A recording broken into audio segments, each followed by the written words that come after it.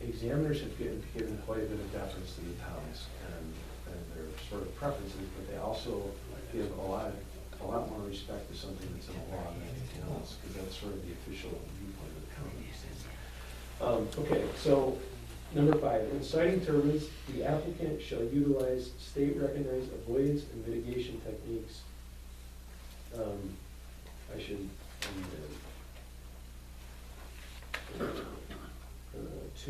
need to edit that. To reasonably mitigate the visual impact, including but not limited to screening, relocation, academic sites, and downsizing. That language in there is taken from both this DEC manual on what they do to mitigate visual impact. I mean, that's what those are the criteria, and it goes to, one of the things that it goes to is with visual, it's so difficult to quantify that, this language is somewhat ambiguous, but it's also just incorporating what should be state and more generic policy, because the same type of thing is in this Clean Alliance document. And to go back to that, one of the things that I was going to say is if you've got an EDR is the same visual company that does a lot of these projects. EDR is the visual company spoken for Prattsburg One. They've cited this document before, and I think it gives the town more ability to say whether a particular turbine is eyesore if you're using the criteria that is in a study that they have previously recognized. And so, like I said before, it's a double-edged sword. Some people might say, well, you're pulling from their source, but when they're citing their source, then it's easier to say, well, that's something that you need to go by, that you recognized before. And then, okay, this last one is, again, something that the company may not like, but one of the things that's kind of interesting in DEC's document, and I know that the company's position will end up being on this, that like the host community agreement would be one of the main mitigations that they do for a visual impact. But this says, in the event the visual impacts are not able to be mitigated, the applicant shall implement offsets to existing aesthetic problems within the town in order to partially offset the visual impact caused by the turbines.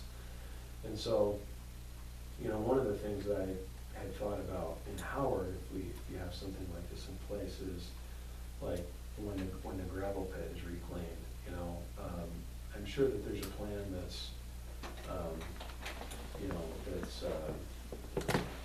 already in place, that's bonded on what blades or dolomite has to do in order to make that look better, but there might be something else that, say, hey, you guys ought to do something else to make that better, and that is something you use to offset. Like, there's a lot of different ways that the state uses offsets to, like, something happens over here and they do something over here to make it more palatable. And that's one of the things with wind, is there just really isn't a way to mitigate some of the offsets other than, shorter turbines. And there's like a few things to do it. Shorter turbines, bigger setbacks, and different types. There are some ways you can screen, like kind of microsite type issues, like in this, in this number 5 in citing avoidance mitigation techniques, screening, relocation, and downsizing. So for example, I think about that in an old turbine. It's like if it were right up on the very top of the hill, you would see it a lot more when you're on the road driving by, but it's kind of back behind it. All right, then I put in here if the setbacks are on page 12. What? I have an extra. Yeah, that was just the original. But that's the same, nothing? Yeah, this was before I deleted this stuff out. Oh, So if you go to page 12, it shows what a clean copy of what the stuff used to be. Oh, okay. Yeah, that's the bigger one. I should even put that in there. But one of the things is, if you wanna get this done, you gotta figure out some setbacks that you wanna present to the town board. I put them in there blank, I can write them in, and, you know, you don't have to, if you wanna try and get something wrapped up tonight, we can, you know, you can give me some other language or whatever you wanna do, but setbacks, distances are one of the things that I don't think everybody agreed on yet, so. And also that visual language, if you guys don't like that or do like it or whatever, it's, It sounds like it gives something to go back to. yeah. Yeah, I kinda like it. And, you know, I know that the company won't like it, but I think it's reasonable, you know. And Well, what it does, it uses recognized techniques without getting too specific. And, oh, the last thing I was gonna say is, the other thing you can try and do, and you may not even need to do it tonight, but it may be something that you could even individually talk to the town board about in a public comment session or whatever, but is you could potentially bake in what you consider to be visually sensitive resources. You know, so like them or Smith Pond or the Hamlet, whatever, however you wanna do it. That would give them a little more sort of visual protection and stuff. What else were you gonna say, Jim? I like you mentioned, I like being in the position that this stuff is all in here, and basically it puts us in the, you know, position of being able to Still be in the game. require that, yeah, this be addressed if we feel it need. And I don't wanna give like false hope on, you know, I don't know how much weight you're gonna give on if we say like this needs to be moved, but at least if it's in here, We can you at least say can it. have your say. Yeah. On these setbacks, do we know any turbines, proposed turbines, distance, how they fit in here? I mean, is there any major? Yeah, I am not, I know that, they had said that they thought that they could make the 2.2 work, at the last, meeting, at the last meeting that we had. You know, the States is 2, that's not a lot bigger, it's, you know, 1,300 feet, basically. I think Or 130 feet. from everything I've read and in not only in the recommendations for siting wind farms and stuff, these are woefully inadequate. Yeah, but what you're, I know that in studies, they talk about it being further off, but those studies are not what the state is. I realize that, but I guess I hate to something, yeah, say, okay, yeah, we'll go with it. I would rather have it a lot more strict, and if you can convince us that it's not a problem.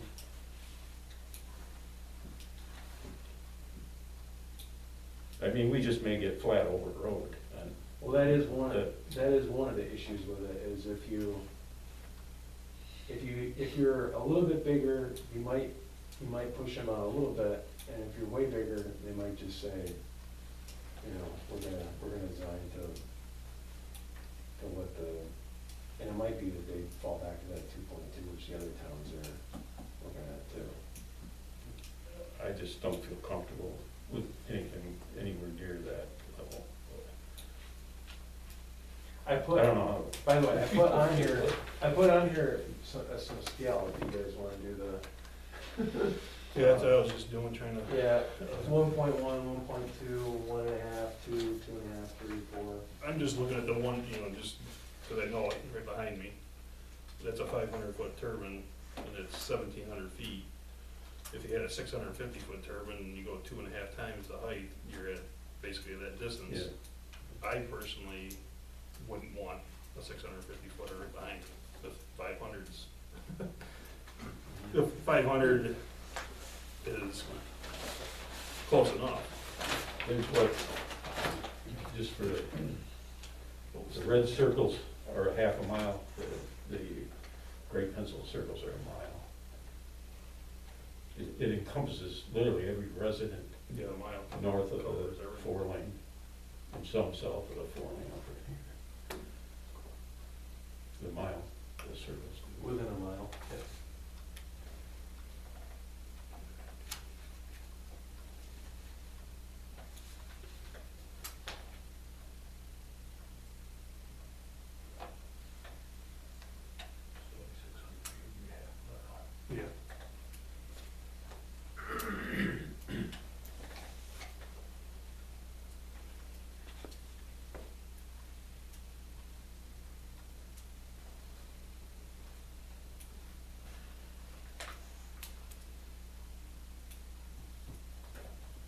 So the issues are for non-participating, the ones that I deleted out are non-participating residences, non-participating property line, and non-participating permanent Yeah. structures.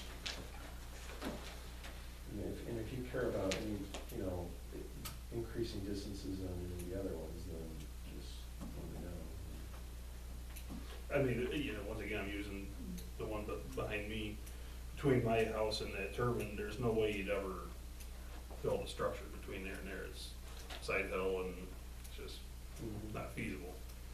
I'm just looking at the noise, you know, what I hear, see. The shadow flicker doesn't come into effect with us, but,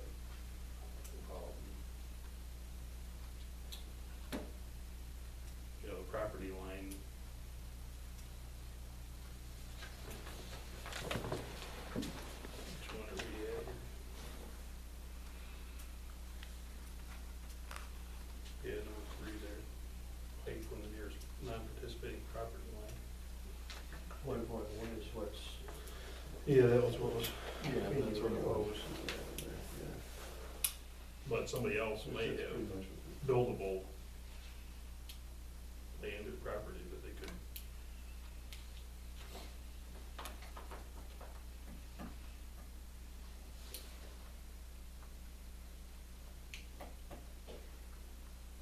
Well, when you say that setback, like you're talking about from a, well, whichever property line or not participating residents,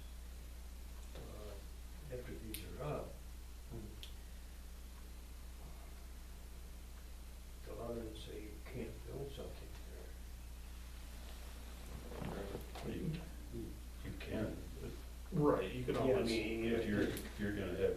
you're building it, you're only. Yeah, right. yeah, I mean, it's, you can only subject these to what's existing now. That principle is in basically all of the, you know, documentation, the cases and stuff. It's like,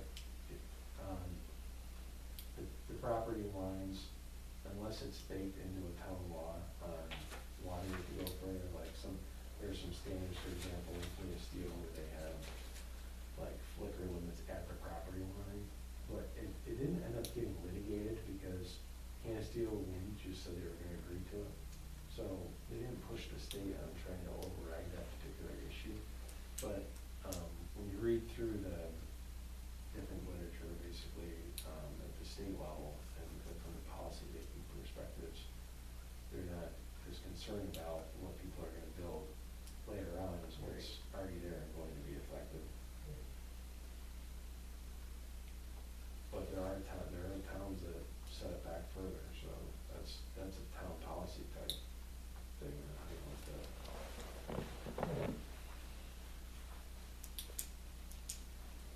And this is all town policy, but,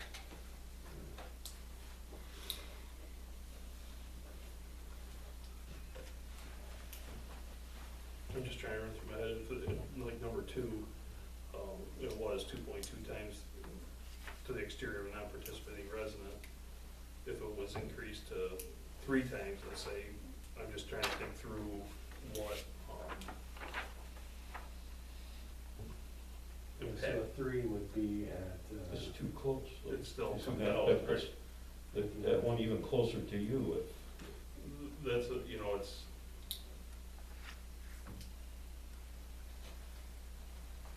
that would allow the I'm one just trying that's, to think if three's even enough, you know, I don't think it is, I think it, but, I think anything up to 500 feet should be at least 5 times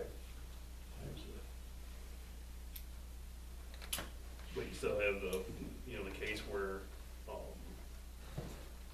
you know, when their company come in and say, listen, the if we can do this, would you become a participating property owner? That leaves them that option. Or but you can't, you may be within 5 times the height, but you can't see it. Right. That, it gives you the ability to negotiate that too, I guess. Then I'm trying to, you know, should there be a difference between 2 and 3, or should they all just be the same, and it's just an opposite property line? Then you don't have to, If you do the property line, you mean do something like but I that, don't know what that, you put them out of business, I think. yeah. Basically saying, we don't want you at all. Because I don't think there's any place that, very few places where you could do it with any kind of substantial setback from the property lines. Other than making them, like you say, making them a participant, then. Okay, the next, you have certain distances there, and they're thinking, you know, the 650. Maybe they will rework their ideas and come back with a 500 footer Right. or something like that to come into those standards, so that wouldn't completely shut down the project. Right. Right. They could still make the towers, you know, adjustment, and still have the same size of a power plant on top. So you may not be completely shutting down, but They just have to reduce their height. personally, In you know, the certain 650 is, you know, I'm in favor of a project, but the 650 has been the kicker in my mind. Is there some way Once you get over that they 500. may, you know, if they run in height, or if they say, okay, we'll work with you and make adjustments this way? Right. That's 500 foot, that's what, for a lot of Fremont, huh? I think there was some other stuff too, but, I'm not sure if they moved to override that on it or not. Trying to think how to ask this or word this. If they, we've already got the existing 27 turbine over here, max 500 feet. If we make this new law and this setup that even 500 footers wouldn't work in the new project, can this, is there still like a way that the state would be like, listen, you already have this height, you gotta at least allow the same height for the northern part. Well, I don't know, you know, I think Yeah, that, I see what you're saying.